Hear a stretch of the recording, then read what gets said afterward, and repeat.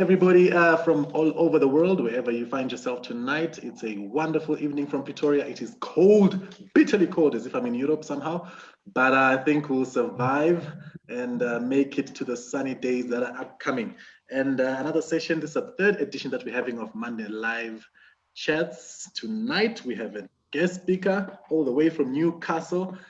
He says it's a bit hot there, as if it's the Sahara Desert. Mr. Mahlobo, how are you today, sir?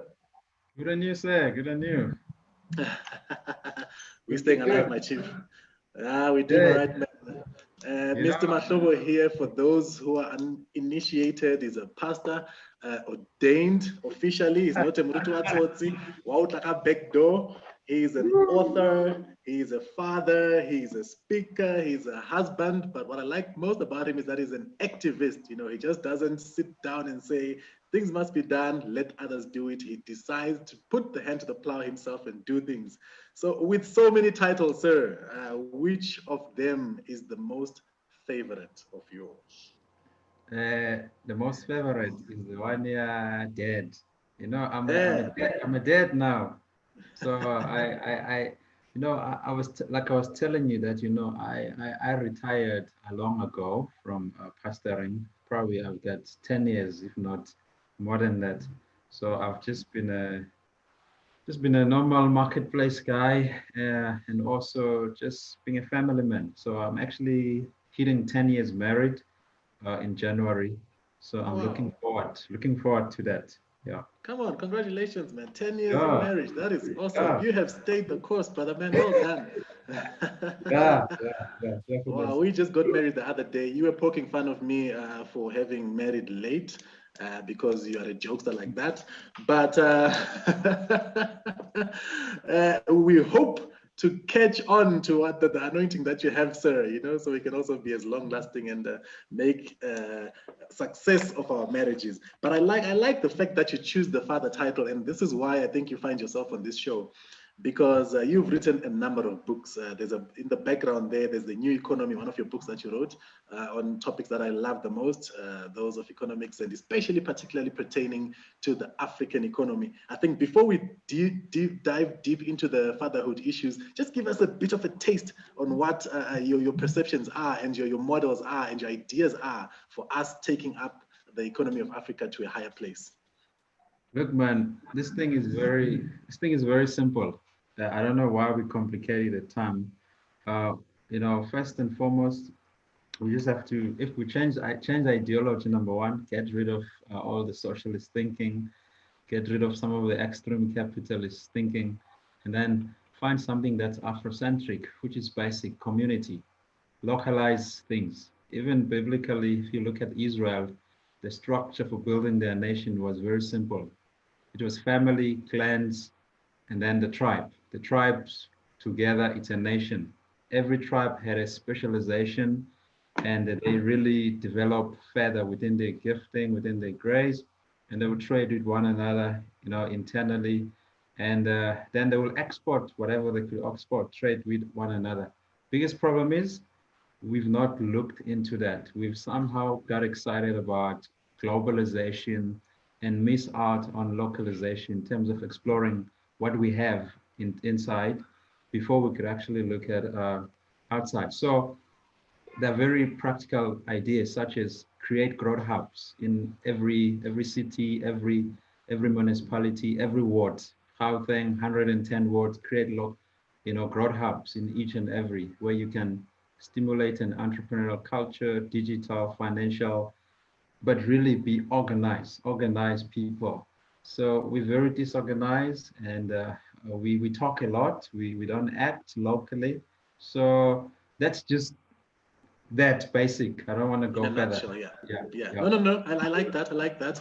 We'll just potentially come back and touch on a bit of it later on. But I think most importantly, the book that you wrote that caught my attention and came out, I think, around about the same time that my one came out is So, Daddy, Please Come Home. Now, give us a bit of background on that. I know you've got your daddy at home. How did that inspiration to write that book come about? And what really pushed you to say, this is something that I think we need to talk about and you need to write about at this particular point in time in history?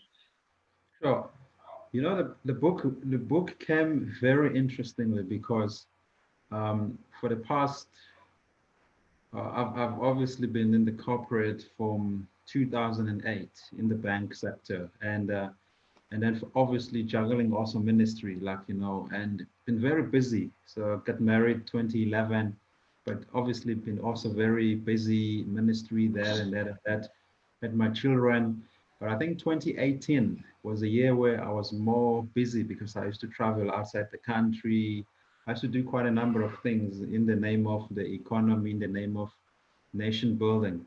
But I realized that I'd been neglecting my wife and I've been neglecting also my children, even though I was there. And so I think, I was probably health wise, I was beginning to fall apart also. And I realized that there was some adjustment that I needed to make. So when we were going into this marriage conference in Rustenburg, where we had a client we were publishing for, so we obviously had to book in a hotel, and right in that hotel in Rustenburg, I couldn't sleep. I just really had a challenge with sleeping. It's like I was hearing voices of children crying, saying, "Daddy, please come home." And I got an impression to drive to Marikana. And when I drove there, it was so strong to me that, what happened in Marikana, it was an assault to families. I mean, those 40 something men that died and their children were crying out saying, "Daddy, please come home." And they might never see a dad. So there was a key moment for me to say, at least I'm still alive. And it could also be my children saying, "You know what, you're not present. Please come back home, be present." There's such a cry. And it was a big cry also of the nation. And that was an inspiration. So I wrote my book on my birthday on the 7th of December 2018. So I wrote it and I finished it right, I think in the same day. Sure. And I published it right in December the same year. Yeah, no, that's amazing, man. And I think it's a topic and an issue that I identify with personally as well. I think with the book that I've written, there's a number of issues that come along in the book and in your book as well that I would like us to talk about, I think, going forward. But I think one thing I would like to find out, you had this premonition now, and you've got this revelation, and you follow it up. You write the book, and you've taken out and put on the market this thing that talks about an issue that generally society doesn't want to attack head on. But when you look back now, before you became a father, you had a father in the house in Newcastle as you were growing up. How would you say your relationship with your dad in some way also inspired and pushed and added into the impetus for you to write this book? Look, well, I still have my dad, but you see, our relationship was very different because we didn't really, I spent probably all my years up to high school staying with my mother, and then only in varsity where I got to stay with him in Pretoria, and we probably spent maybe if not 2 years or 3 years together. And so there were lots of gaps, and one of the gaps was that my dad is not an emotional person, so he doesn't show emotions and all that. But one thing that he inspired me on, obviously he's an academic, so to really read and really be focused, and really get things done, So in terms of writing this book, really, for me, I think the inspiration really was more really on the fact that, yes, I had a dad, but he was emotionally absent. So I was there also for my children, but I was not really present.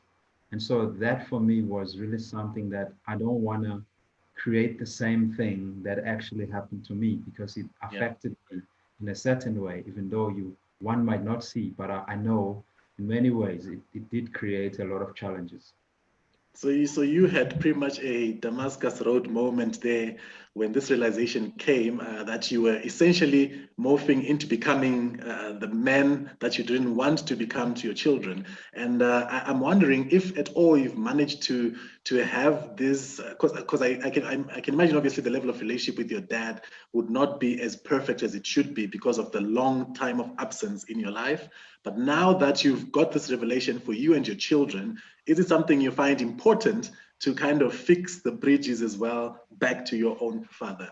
Um, Yeah, very yeah, nicely. yeah. Look, we recently had a 40 minutes conversation on a cell phone, which was a very amazing conversation that we had because we've not really done that much, but I think this book, obviously, out of the book, we also designed a program, the Father Heart program, which really takes men on a journey where we revisit the wounds, that men might have gone through in terms of, with their earthly fathers. But, so for me, the whole 2019 was really a year where I had to go through all of that. I had to confront a lot of things and be healed. And then from there, we started chatting. And I think uh, I had a 40 minutes conversation, which was amazing, and I saw that there was such a restoration, and I could tell you, for somebody who's at my age, almost 40, and there's such a relationship, that was something special because I could now connect a lot of the dots, but mostly it helped me to own up also to the fact that he could not give me what he did not have. That Mm, emotional validation that I wanted, he didn't have it. So I started really taking responsibility also to really ensure that I don't put the blame, on him, and I don't also become irresponsible. But now I have a better view of the fact that you can't give what you don't have. mm, mm. And I suppose that's one of the things that really holds a lot of men back, to say, I only got so much, so I'm actually giving you better than what I had, so you should be grateful for the little extra that I'm giving you without actually going the entire distance, which kind of leaves a gap in what we have to offer versus what we should be offering as fathers to our children. But I think it's important that I think you've come to this place and you've come with this program, you've come up with this program, the Father Heart Journey program, and I'm more interested really in this education session that you have. Like, what are the tenets, what are the things, what are the principles that you're trying to push? If we could say potentially, I'm sure there are 20 or 30 of them, if you could touch on maybe 3 or 4 in this moment, in this time that we have during this interview, what are the most important that you'd say, 1, 2, 3, 4, Naganja? Look, last year, June 16, I was speaking in Devon. I was helping this other foster home, I think, for the whole year. And I was speaking on it was Father's Day, I believe, and Youth Day, which is very interesting. And so I came up with a model for a healthy home, and that model had 4 pillars. So the first pillar was the blessing. The blessing that it's the blessing culture. Number one, number two, it's wholeness, and number three, it's uh, leadership development, or you could call it generational, natural, it's leadership development, and number four, it's legacy. Now, and so one of the things was when I went to Genesis 1 and 2, I looked at the life of Adam and Eve, that that the place of authority is actually not even the church; it's actually the family. God placed Adam and Eve in the garden, a couple, family. He blessed them, and He empowered them. Gave them a mandate to actually pass on the blessing also generationally. So here is a family, it's blessed. I mean, the word for family in the Greek, it's oikos, which is a household, and his family was blessed. And one of the roles for Adam, number one, was to ensure there's a blessing culture in the family. So the blessing culture I spent some time with some of the Jews friends in Cape Town, and I saw what they do every Friday on their Shabbat dinners, where they will actually have a family together, and they will begin to actually have a bread and also and juice or wine, and begin to and the husband will bless the wife and speak words of affirmation to the wife, and then after that they will call their children and place hands on their forehead and speak words, such as, may you be like Ephraim, may you be like Rebecca, and really call out identity that is part and parcel of the family. And that's why they were very strong. And so the blessing culture is very one of the key pillars. So and I think Craig Hill wrote about 7 stages you bless a child, from conception, the womb, when they're born, puberty, rite of passage, when they get married, and when they are old, then they come back, they bless their parents. So the honoring culture of generational legacy is very passed on, and that was key. Even Jesus, when he was baptized, there was a words of affirmation that came from his father, that this is my son whom I'm well pleased. That was the adoption ceremony that, they will have what we call tinumemulo or key. So which we do things without an understanding. So that was a key pillar that I had to come back home and really enforce that thing. And it started changing the way my wife, because I was calling identity, I was speaking positive. Even my children, I started just focusing on that. And so it ensured that when they moved to the second pillar, which is wholeness, that they were whole. They didn't have emotional gaps. So the gaps were filled. They were not insecure, so they were whole, meaning that spiritually, the spiritual discipline, could be easy because they are whole, and their emotional stability, because there's no gap. Physical fitness. I discovered that some of the people that are sick physically, it's actually not physical. It comes from an emotional validation also that's not there. It comes from a depression, something that's just missing, that should have been just closed up by just the blessing words that are spoken. It's financial fitness, all those things. It's like as a second pillar, which is very Right. key. So the pillars are not separate amongst themselves. You literally have to start from the blessing and flow into the wholeness. Exactly. So Right. without a blessing, you move around in life, not sure whether you're blessed, you are what, your father says you are, and all that. A simple story of the Lion King movie. You saw how Simba was struggling, to accept the fact that he's a king until until he had to hear the voice of the father saying, "You are a true king, and remember who you are." And I think a lot of people, I think a role of a father is to really call out identity from the children, but also I discovered that it was Adam who actually named Eve. So there is a role that as a husband I play whenever I call out identity, destiny, in my wife. It energizes her and it pushes her to the person that she ought to be. So from there, you move to wholeness. Once you're whole, then leadership comes in. Yeah. You see, the reason we have insecure leaders is because that whole blessing, security, it's just not there. So we got people that are insecure in leadership roles, and insecure people, they're full of fear. So fear brings in control and manipulation. And I think this is where comes in your violence, where people run families, they're insecure. This is where jealousy comes in. This is where homicide comes in, domestic violence comes in, because of these characters, that are coming out of insecurity, fear. And this is why we've got a lot of violence, a lot of women abuse, a lot of this, because we got these men that are not whole, they're not complete, and there's a lot of gaps that are in there.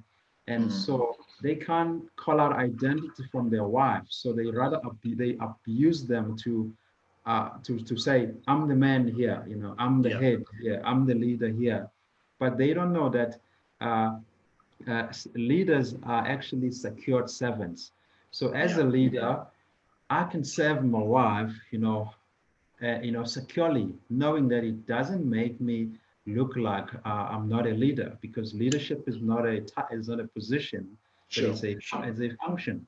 And so in that way, leadership, it comes from home.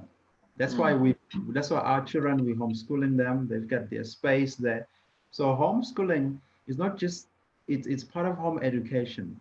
The Jewish community, education started at home. The father actually instructed the children on the ways that they should grow up so that when they are old, they don't depart. So my wife and I, we have a role to educate our children, not just foundationally, yes, on the scriptures. That's a foundational thing to kind of like, you know, make sure that they've got a foundation, but Yeah. also to integrate scriptures with real life, social life, you know, in terms of Mm. our life is to also bring in, you know, so to make sure that we integrate everything. But another ground rule is that if you want to nurture the next generation of leaders, you have to start at the age of around about 3 years, where they start memorizing either scriptures or either certain values, so that when they are 12, which in a Jewish child, when they are 12, they actually say to them, you are now responsible for your spiritual life at 12 years. But most of the African community at 12 years, I don't know what's going on, you know, whatever is happening. But Mm. You can't sit in an adult meeting. Yeah. we can't sit in an adult meeting like Jesus was sitting and holding a constructive conversation, you know, with them. And so that's where the home education comes in, where you are actually walking with them in all areas so they grow more in wisdom, you know, and that becomes foundational for them. So that even when any other system or Babylonian education comes in, it comes on a foundation, they can navigate around society and community. And the last pillar, it's legacy. When God builds, he builds relationally, you know, through his covenant and also Yeah. generationally. You know, he looks at 4 generations. And so we have to teach about generationally that from an early age, I tell my boy that, my boy, you're going to be a father one day, and you're going to have children like you. Continue just behaving the way you know you do, but they also going to do that. You're going to have other now, and they also going to have other. So Yeah. when we talk legacy, we could look at three things. We could look at number one, a good name. We have to have a good name.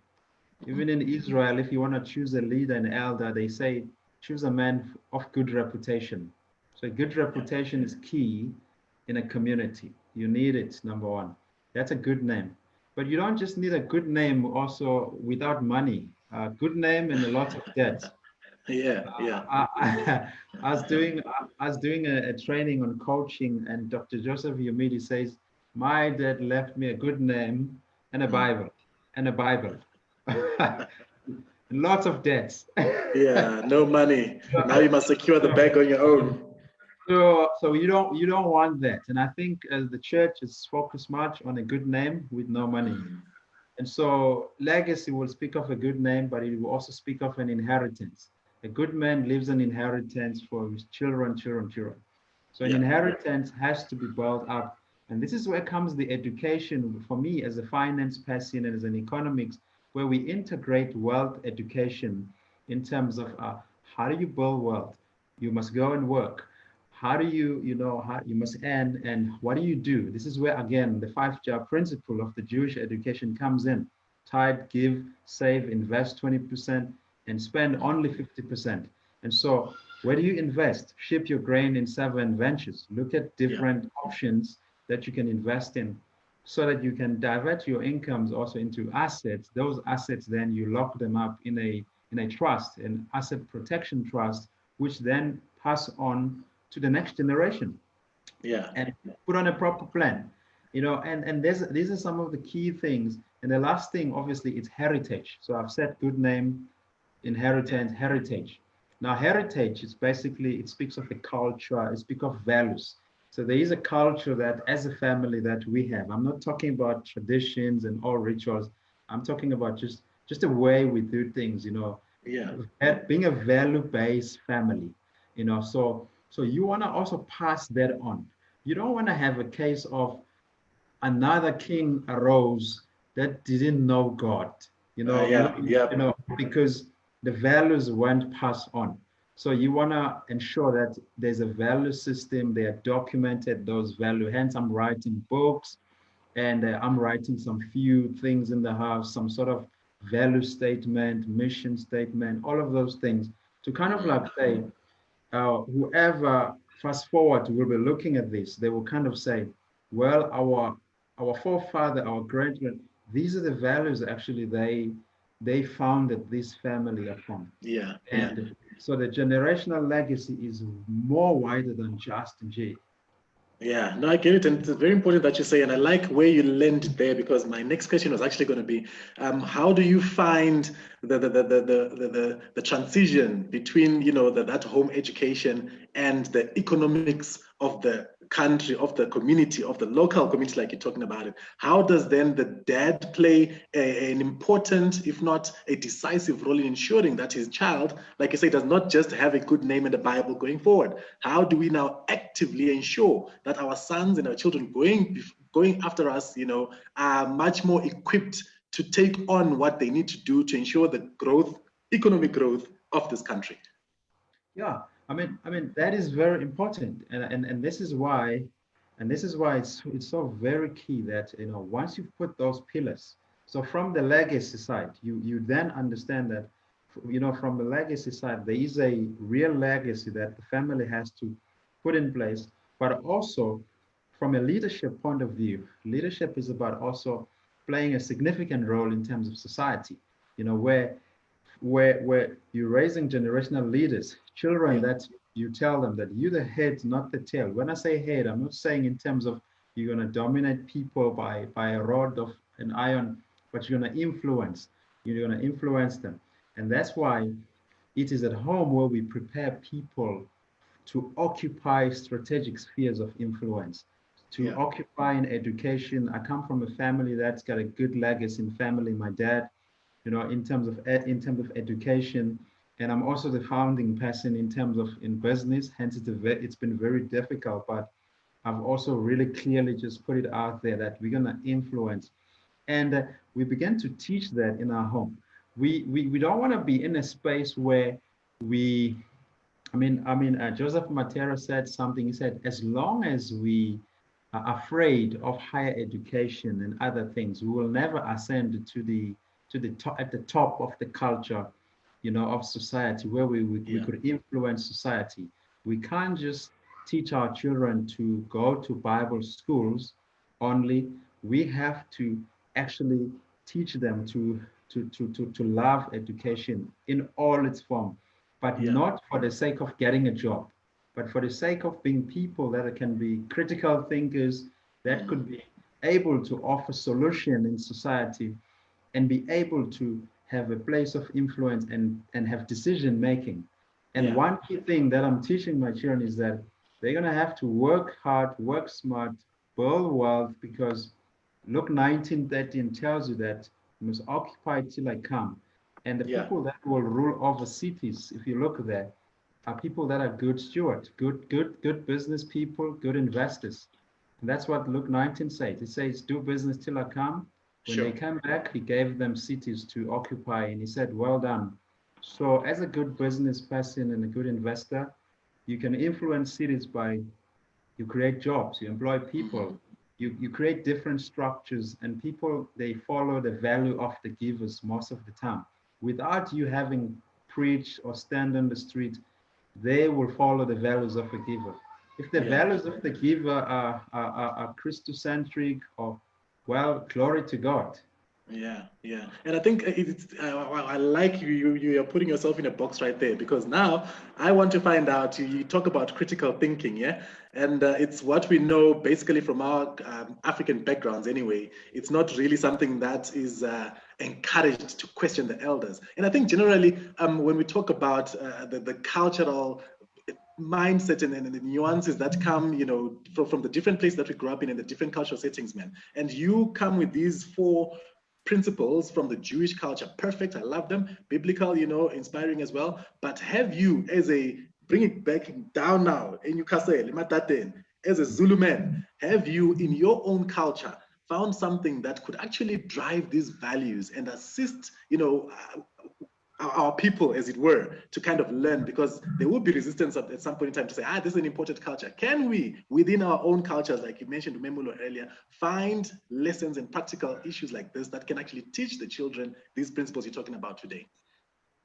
I mean, look, I spent the whole year I spent the whole year in Devon, in Masavati, in Verulam. And I led 33 Zulu men, in terms of prayer meetings and discipleship and all, just in that organization. And I could tell you that, number one, if you don't understand the traditions of just any ethnic, it becomes difficult to really infiltrate and really and all that. So for me, luckily, I did Zulu at school in high grade, and I did first language. So I understood very well Umzulu. So when I came there, just because I spoke English, they first thought that this guy is cheese, and then I started talking, it's Zulu, Tagazelo, all those things, and they were shocked. And